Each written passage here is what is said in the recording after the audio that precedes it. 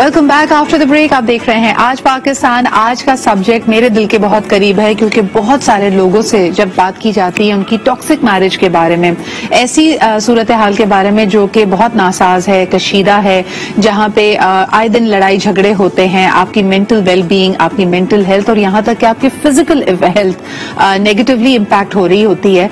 लेकिन ये कुछ अजीब सी को डिपेंडेंसी और अटैचमेंट का स्टाइल है इन कपल्स का कि वो कहते हैं कि जी साथ रहने की बड़ी वजह ये है कि अब हमारे बच्चे हैं, बच्चों के लिए हमें साथ रहना पड़ रहा है। बेशक हम नाखुश हैं, हमारी पर्सनालिटीज मैच नहीं करती। सवाल ये पैदा होता है कि क्या आप अपने बच्चों को उनकी वेलबीइंग के लिए एक साजगार माहौल दे पा रहे हैं when you are there. So that's the big question we will try to answer कि जब खास तौर पे लोग कहते हैं कि शादी में मैं सिर्फ और सिर्फ इसलिए हूं क्योंकि बच्चों की वजह से मैं इस शख्स को छोड़ नहीं सकता या सकती, तो इसका क्या मतलब होता है। We are going to explore that. आज मेरे पास जबरदस्त पैनल है। First and foremost life coach हैं, एनएलपी प्रैक्टिशनर हैं, हमारे साथ हैं Syeda Bushra. Thank you so much for being here. इसके अलावा जी मारिया वारिस हमारे साथ मौजूद हैं जो कि माहिर नफ्सियात हैं। थैंक यू मारिया। हमारे साथ मौजूद है Samad Abbas, who is a training consultant, organisational development expert हैं। मर्दों के हवाले से भी पूछेंगे because more of them are in the workforce कि वो किस तरह इम्पैक्ट होते हैं एक ऐसी शादी, एक ऐसी मैरिज में होने से जहां वो सिर्फ और सिर्फ बच्चों की वजह से साथ हैं। And also from Islamabad we have an advocate from the high court, Huma Jamil Babar भी हमें ज्वाइन करिए। बहुत बहुत शुक्रिया हुमा आपकी भी मौजूदगी का। हर एंगल से इसको लेके चलेंगे। Let's get started. समझ, सबसे पहले आपसे शुरू करूं कि ये खवातीन का एक्सक्यूज होता है या मर्द भी इसको बायन करते हैं कि जी मैं शादी में, एक ऐसी शादी में जिसमें मैं खुश नहीं हूं, सिर्फ इस वजह से हूं क्योंकि मेरे बच्चे हैं। जी समद, जी समद, जी समद को चाय पिलाएं सुबह सुबह। आज ये बड़ा गंभीर टॉपिक है, इसके ऊपर हम बात करते हैं। बुशरा, आप बताइए, आप क्या समझती हैं कि जब ये एक्सक्यूज बनाया जाता है, जब लोग ये कहते हैं कि बच्चों की वजह से साथ हैं, ये अटैचमेंट है या कोई खौफ है, अनजाना खौफ है? आप इसको कैसे देखती हैं? देखिए, सबसे पहले तो ये है कि पेरेंट्स को ये समझने की जरूरत है कि अगर वो ये समझते हैं कि बच्चों को समझ में नहीं आ रहा कि हम प्रॉब्लम्स में हैं या हम कुछ कॉम्प्लिकेशंस हमारे दरमियान है जो बच्चों को पता नहीं चल रहा है, तो ऐसा गलत है। बच्चे सब फील करते हैं और बच्चे जितना करीब से फील करते हैं वो ज्यादा बेहतर तरीके से समझ सकते हैं कि हमारे पेरेंट्स के दरमियान क्या चल रहा है। तो उनके लिए जरूरी है कि वो पेरेंट्स को, देखिए मेरे पास ऐसे बहुत सारे केसेस आते हैं इस तरह जिसमें स्पेशली मदर्स तो वो कहती हैं कि हमारे जो लाइफ है वो बहुत ज्यादा टॉक्सिक है, हमारे रिलेशनशिप बहुत टॉक्सिक है, but we can't take a stand because of our kids.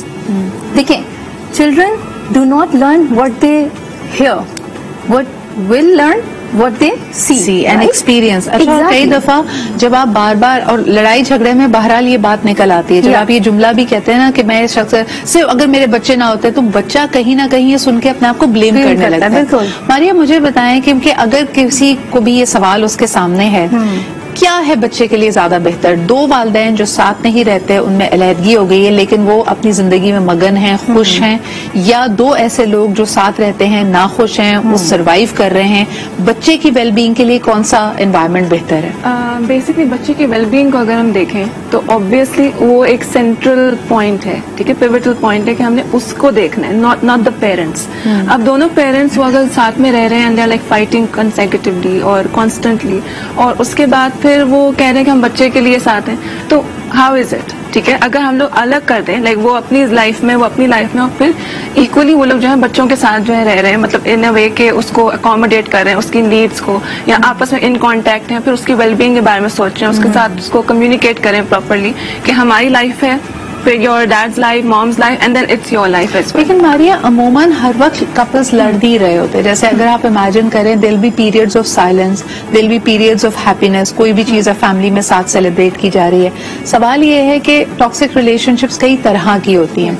अगर एक खातून है, वो लड़ाई झगड़ा घर में नहीं होता लेकिन एक माँ नाखुश रहती है, रोती रहती है, या शी फील्स अनहर्ड, अनसीन, या उसकी बात बात पर बेइज्जती होती है, बच्चे के लिए ये माहौल कैसा है?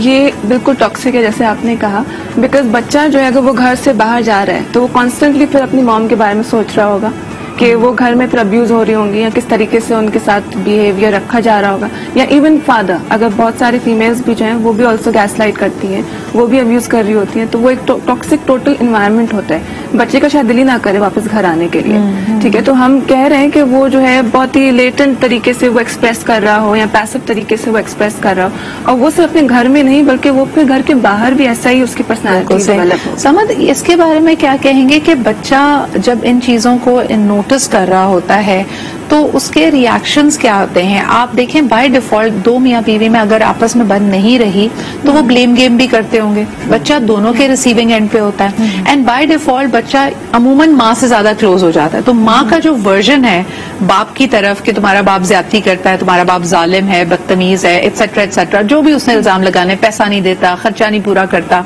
बच्चे का हमेशा वही ओपिनियन बाप के बारे में बनेगा। ऐसे ही देखें, वो कहते हैं ना, आप जो चीज बोएंगे वो चीज आप उसको ही आगे जाके देख रहे होंगे।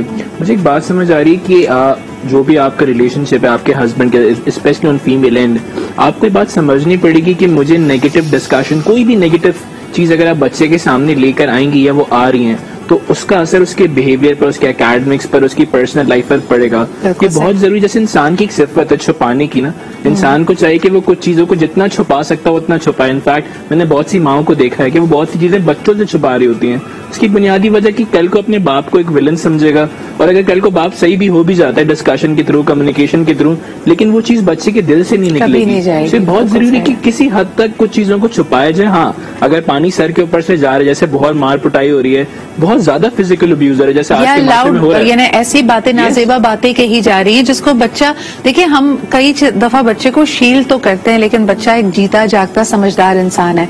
वक्त के साथ जैसे जैसे उम्र बढ़ेगी वो कई चीजों को भांप लेता है, सुन लेता है, समझ लेता है। लेकिन इसका एक और एंगल भी निकलता है जो मैं हुमा की तरफ लेके जाना चाहूंगी। हुमा, मुझे बताइए कि जब हम कहते हैं ना कि खातून कहती है कि मैं सिर्फ बच्चों की वजह से इस शादी को निभा रही हूँ, उसमें एक फाइनेंशियल एंगल भी है।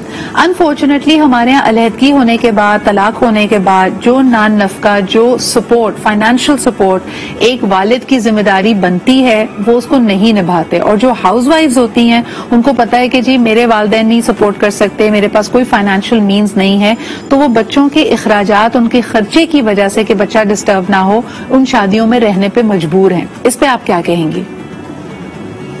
जी बिल्कुल एग्जैक्टली हमारे पास ऐसे कई केसेस आते हैं कि हमारे पास क्लाइंट्स आते हैं, वो सिर्फ कंसल्टेशन लेती हैं रिगार्डिंग दिस के हमें फिजिकल अब्यूज के साथ साथ मेंटल अब्यूज है और हमें मेंटेन नहीं किया जा रहा, हमारे बच्चों का खर्चा नहीं दिया जा रहा, तो इसके बारे में मैं क्या करूं।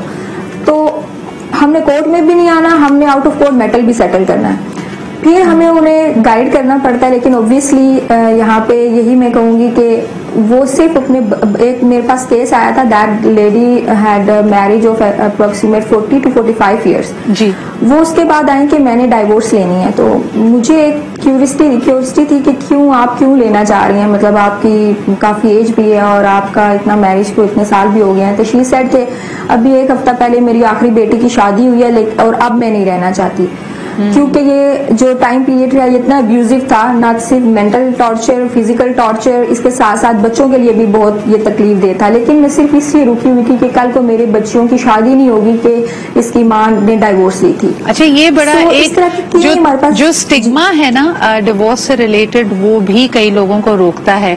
हमारे ये मैं आपकी तरफ लाना चाहूंगी, मुझे बताएं कि अक्सर कहा जाता है कि बेटियां हैं अगर और आगे उनकी शादी करनी है, अगर बेटियां खासतौर पर ब्रोकन होम से आती हैं उनके लिए शादी करना मुश्किल होती है, ये भी वजह बनती है माओं की, वालिदैन की साथ रहने की।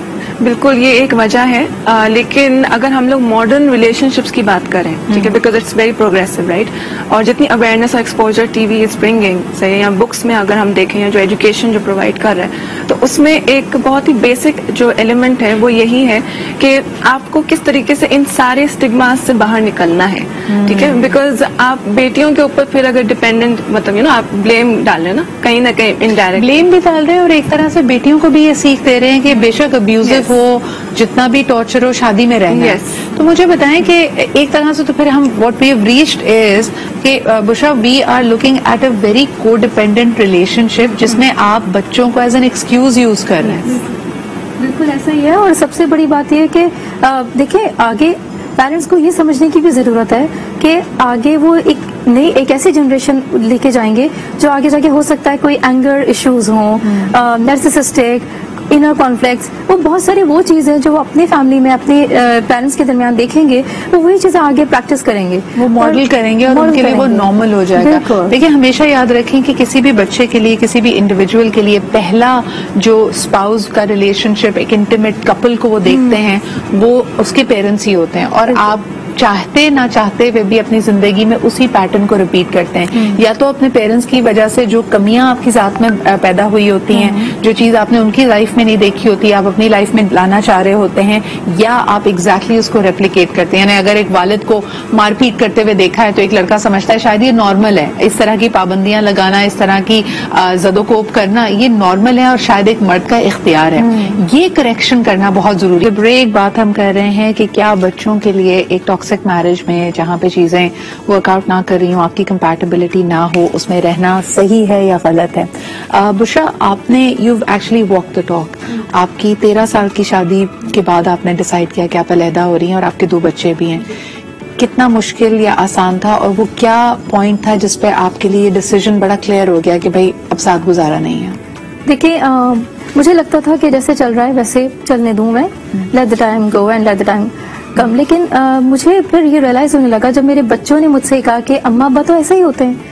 एंड एक दिन ऐसा हुआ कि मेरी बेटी ने मुझसे कहा कि अम्मा मैं ऐसे ही मेरे जब हस्बैंड आएगा या मैं और मेरे हस्बैंड अलग होंगे, हम ऐसे हमारा अलग अलग बेडरूम होगा, and they were discussing in that scenario.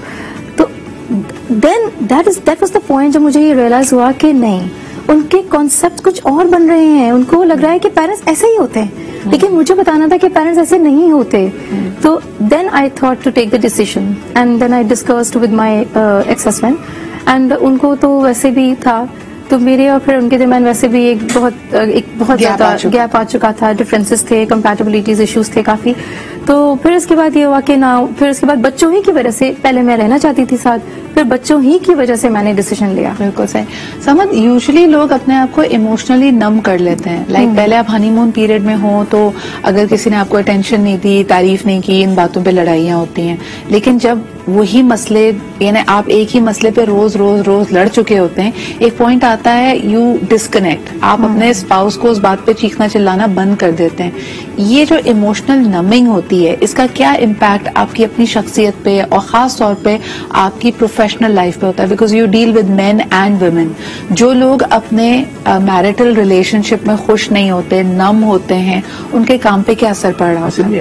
अगर हम देखा जाए, वर्क लाइफ बैलेंस एक बहुत ही हॉट टॉपिक है। I work with a lot of clients and बहुत दफा एक क्वेरी आती है कि वर्क लाइफ बैलेंस पे ट्रेनिंग कराई जाए, वर्क लाइफ बैलेंस पे। मैंने एक बड़ी खूबसूरत किताब पढ़ी थी, वन थिंग, उसमें लिखा था कि work life balance is a lie, balance itself एक लाई है। मतलब ये मुमकिन नहीं है कि आप घर में भी बड़ा इक्वली टाइम देके खुशहाल जिंदगी गुजार लें और वर्क प्लेस पे भी आप इक्वली टाइम देके अच्छी जिंदगी गुजार लें। ये बात बड़ा इंपॉर्टेंट सवाल है कि जब लोग अपने आप को इमोशनली नम कर लेते हैं, इमोशनली अनसेटल्ड हैं, because all learning, all work is state dependent. अगर आप मेंटली रेडी नहीं है किसी भी काम को करने के लिए, अगर आप मेंटली प्रॉपर स्टेट में नहीं है, तो डेफिनेटली आपकी प्रोफेशनल लाइफ अफेक्ट करती है। आप प्रोडक्टिव नहीं हो पाते, आप एक्टिव तो होते हैं लेकिन आप एंगेज नहीं होते वर्क प्लेस में। लेकिन हमने कई लोगों को देखा है जो प्रोफेशनली बहुत सक्सेसफुल हैं, लेकिन उनकी पर्सनल लाइफ डिस्टर्ब्ड है। ये कैसे हो पाता है? Somehow, Sidra, I think a lot of people are so good at faking things, you know. For example, मैं बहुत खुश हूँ यार, seriously things are happening. I think professional life एक बिल्कुल ही अलग डोमेन है और personal life बिल्कुल ही अलग डोमेन है। लेकिन आप मारिया, आपका क्या इस पे तजुर्बा है? जैसे मर्द हजरात अपने आप को काम में मसरूफ कर लेते हैं एंड दे बिकम डिस्कनेक्टेड कि ठीक है जी, बस मैंने अखराजात पूरे करने हैं, बच्चों की बर्थडे पार्टी में अटेंड करना है, फैमिली फंक्शंस करना है, लेकिन मेरा एक इमोशनल कनेक्ट अपनी वाइफ के साथ नहीं है। इसी तरह बीवियां ये करती हैं कि वो बच्चों पे ज्यादा हाइपर फोकस्ड हो जाती हैं कि बच्चों की पढ़ाई, उनकी लिखाई, उनका उठना बैठना, उनकी तरबियत, और वो अपना वो एक जो हिस्सा, एक अल्लाह ताला ने जो आपकी एक नेचुरल इंस्टिंक्ट डाली होती है कंपेनियनशिप की, उसको बिल्कुल नम कर लेती हैं। क्या असर पड़ता है इसका मेंटल वेलबींग पे और फिजिकल हेल्थ पे? See, marriage itself is a very beautiful thing, ठीक है। वो जो हमने बात की कि you get to share yourself with another, your better half जिसको बोला जाता है। अब अगर वो बेटर हाफ होके भी नहीं है, इमोशनली नहीं है, ठीक है, फिजिकली नहीं है, आपको सिर्फ फाइनेंशियली वो सिर्फ प्रोवाइड कर रहे हैं, तो it's just resources, assets provide कर रहे हैं, ठीक है। तो वो इमोशनल फिर या तो वो कहीं और फिर वो देखें, या फिर वो अपने आप को फिर बच्चों के साथ वो बिजी कर देती हैं। मेल्स का जैसे कि ही मेंशन कि वो फेकिंग वाला part, but I personally agree कि कहीं ना कहीं अचीवमेंट मोटिवेशन वो पे कहीं और देखते हैं। जो घर पे उनको एक सेटलमेंट या स्टेबिलिटी नहीं है तो वो कोशिश करते हैं कि शायद बाहर हमें मिल सके, ठीक है, तो फिर वो अपने काम के ऊपर ज्यादा फोकस होके और फिर उसमें से वो अच्छा, मुझे लगता है ये भी बड़ा अनफेयर बात है कि हम हमेशा कहते हैं कि जब a man is emotionally dissatisfied in his marriage तो वो ही चीट करेगा।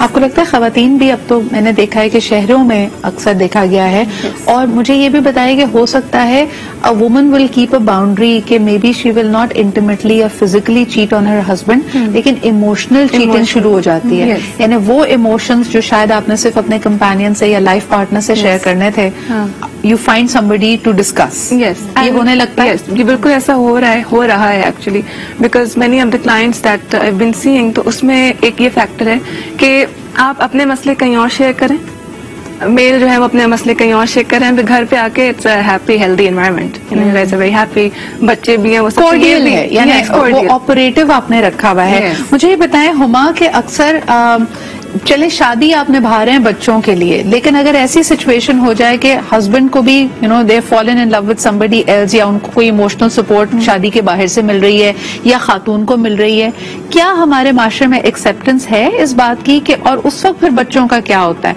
पहले तो आप ये इतनी बड़ी कुर्बानी देने के लिए तैयार हैं कि नहीं, बच्चों के लिए हम साथ रह रहे हैं, लेकिन फिर अगर इस ही इक्वेशन में तीसरा पार्टनर आ जाए तब फिर क्या होता है सिनेरियो में?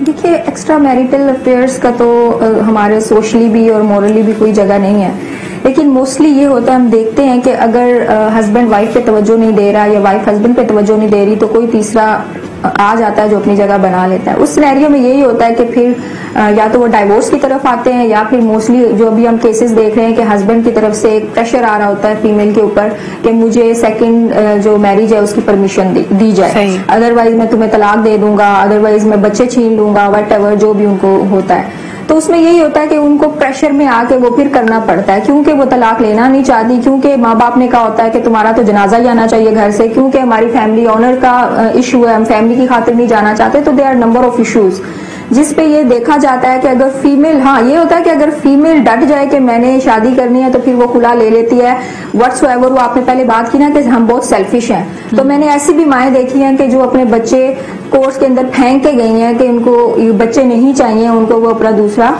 अच्छा, ये आपने बिल्कुल सही बात की कि माँ अपने आप को जकड़ा हुआ वहां पे भी महसूस करती है कि ये बात कतई नजर इसके कि उसको कोई और सूटर मिल गया है, कोई और प्रोस्पेक्ट उसके पास है। अगर वो ये भी देख ले कि भाई मुझे अपने मैके इन बच्चों को वापस लेके जाना है, कई दफा देखने में आया है कि उसके खुद के बाप और भाई खड़े हो जाते हैं कि भाई जब इस शख्स से ताल्लुक खत्म हो रहा है तो बच्चे उसके हैं, औलाद उसके हवाले करो। ये भी तो देखने में हम देख रहे हैं आजकल।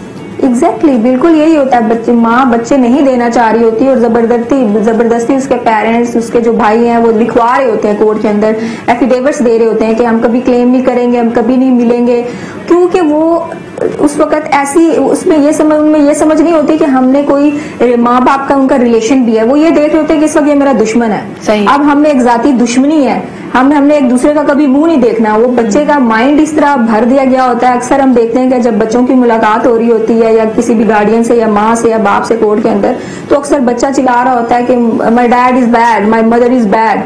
सो वो एक दूसरे को इस तरह से हम बच्चों को भी अंदर भी अपनी चीजें फिल्टर कर देते हैं, चाहे वो मामू की तरफ से आ रही है या चाचा की तरफ से आ रही है, कि एक्सेप्टेबिलिटी नहीं होती है उस रिलेशनशिप। अच्छा, इसमें बिल्कुल एक कस्टडी का मामला भी है, जैसे आपने खुद कहा कि एफिडेविट पे लिख के दिया जा रहा होता है कि हम कभी क्लेम नहीं करेंगे, और वैसे भी आप कानूनन भी देखें कि बेटा अगर है तो 7 साल के बाद बाप के पास कस्टडी का राइट है, बेटी अगर है तो 14 साल की उम्र के बाद या उसकी बुलूगत के बाद उसके पास राइट है कि वो अपने बच्चे क्लेम कर सकता है।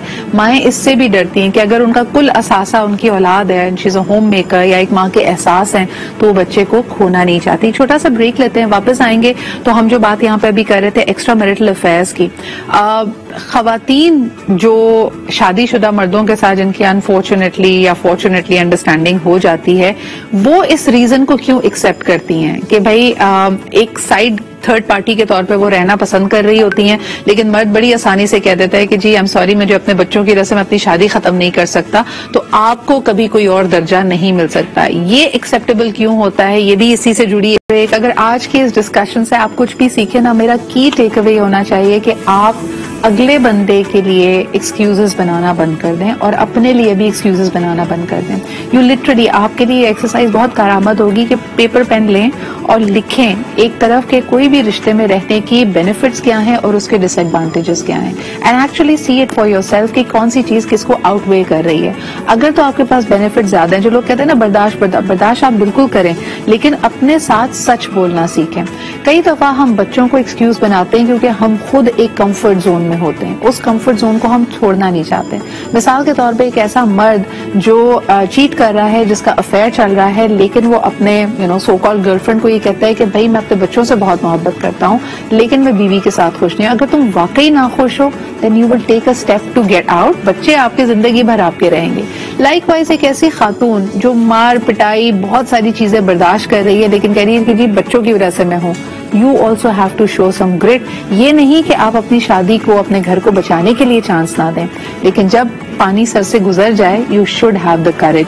लेकिन अगेन द रीजंस पे जरा बात करते हैं। मारिया, मुझे बताएं, जिनके साथ एक्स्ट्रा मैरिटल अफेयर चल रहा है, जिसको ये साहब ये चूरन दे रहे हैं कि भाई जी मुझे अपने बच्चों से बहुत मोहब्बत है, इसलिए मैं घर नहीं तोड़ सकता, उनका स्टेट ऑफ माइंड क्या होता है? ये कंट्रोलिंग बिहेवियर है, उनको भी होश के नाखून लेने चाहिए, क्या करना चाहिए? बिल्कुल कंट्रोलिंग बिहेवियर है, and that is again part of violence. ठीक है कि आप या तो किसी इंटिमिडेट कर रहे हैं या तो आप कंट्रोलिंग कर रहे हैं। सी सो टेक्निकली ये हो रहा है कि what are the needs that are getting satisfied कहीं ना कहीं, because the motive is very important. Baseline जो हम लोग ड्रॉ कर रहे होते हैं कि अगर अच्छा, यहाँ पे जो एक बहुत इंटरेस्टिंग बात है, जितना फोकस आप घर के बाहर दे रहे हैं या किसी और के ऊपर दे रहे हैं, अगर आप वो घर के अंदर देना शुरू कर दें तो पूरे डायनामिक्स चेंज हो जाएंगे। ठीक है, वो जो अटेंशन जो शायद घर वालों को जरूरत हो जिसकी, वो आप कहीं और दे रहे हैं, राइट? सो दोनों तरफ ये इम्पोर्टेंट है। अच्छा, एंड जो लेकिन अगर कई दफा डेड एंड्स भी तो होते हैं ना, like for example even when you want, you just don't see eye to eye with your wife. मेरा सवाल ये है कि वो जो so called third party, the girlfriend scenario अंदर है, क्या वाकई एक मर्द पे भी समझ आपके ख्याल में एक सोशल प्रेशर होता है कि भाई अगर मैंने घर तोड़ा, यानी खवातीन, हमारे यहाँ जिस तरह बात ये डिस्कस की जाती है, लोग समझते हैं ये मजबूरी सिर्फ खातून की है, मर्द की भी तो ये मजबूरी होती होगी। ऑब्वियसली सिद्रा, आई थिंक जब जिस सोसाइटी में रहता है, आई थिंक वहाँ पे जो कल्चर है, वहाँ पे मिसाल के तौर पर अगर मैं किसी टॉक्सिक रिलेशन में हूँ और मुझे कोई दूसरा समझ आ रहा है जहाँ से मुझे वो कंफर्ट मिल रहा है, लेकिन मैं चाह के भी फैसला नहीं ले पाता, मैं समझता हूँ खाली बच्चे प्रॉब्लम नहीं है, समटाइम्स आपकी फैमिली भी प्रॉब्लम होती है, आपके वालदैन, आपके फ्रेंड जोन, माशरा क्या कहेगा, लोग क्या कहेंगे, एक बड़ी कॉमन टर्म है। बट मैं एक बात अगेन अंडरस्टैंड कर पाया कि आपकी एक अपनी जिंदगी है, आपको अंडरस्टैंड करना पड़ेगा कि मेरी भी एक अपनी इमोशनल स्टेट है, जैसे हमने इमोशनल नमनेस पे बात की, स्टेट पे बात की। अगर मुझे पानी मेरे सर के ऊपर से जा चुका और मुझे वो कंफर्ट जोन नहीं मिल रहा और मेरी रिलेशनशिप बहुत ज्यादा अब्यूजिव है, जिस पर आज हम बात करें, थिंक तो going into the extra relationship और maybe finding out somebody better for your emotion, it's kind of an important reason. अच्छा, men are still open to the idea. मुझे बताएं बुशरा,